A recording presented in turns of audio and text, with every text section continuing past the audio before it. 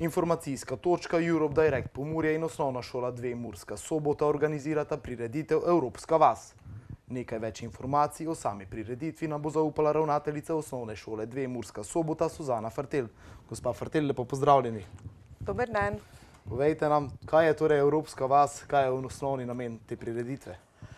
Torej lahko rečemo Evropska vas spet v Murski Soboti, kajti prireditev je potekala že pred leti z 2-letnim premorom. Glavni namen Evropske vasi pa je, da učenci osnovnih šol in letos tudi ene srednje šole spoznajo delovanje Evropske unije, spoznajo posamezne značilnosti držav, od geografskih, podnebnih do kulturnih značilnosti in še vsega ostalega. Koliko šol pa sodeluje in kdaj točno bo ta prireditev pri nas potekala?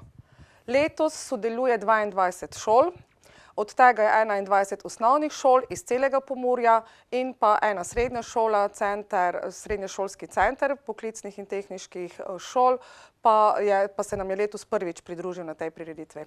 Nekaj časa prireditve, torej, kot sva povedala, ni bilo. Kateri so bili ključni razlogi, da ste se odločili sedaj za ponovno organizacijo? Ključni razlogi so bili takrat, da je prenehal delovati projekt na državnem nivoju preko šole za ravnateljev. 2 leti smo še peljali projekt kot Pomursko Evropsko vas, samostojno. Potem je nekako interes po šolah zamrl, sicer nekateri so za njega spraševali, kajti moramo vsi skupaj priznati, da je bila prireditev res zanimiva, pestra in zelo pisana na Trgu kulture v Murski Soboti. Sedaj pa smo preko Evrope Direkt, moram povedati, da je pobudnik bila Evropa Direkt, da organiziramo prireditev ponovno s pomočjo financiranja tudi mestne občine Murska Sobota. Nekako smo delovati začeli v mesecu januarju in smo zelo zadovoljni z odzivom, kajti 21 osnovnih šol in ena srednja šola je zelo veliko.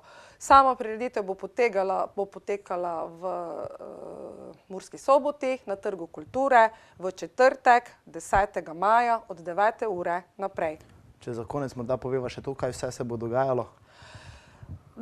Postavljene bodo stojnice, kjer bodo učenci skupaj s svojimi mentorji predstavljali značilnosti držav in seveda ob tem, kot že v prejšnjih prireditvah, se bo hkrati odvijal program na odru, ki ne bo pravi oder, ampak na ploščadi, kajti veliko bo pesmi, plesa in bodo učenci pokazali predvsem kulturne, plesne in glasbene značilnosti držav, ki jih zastopajo.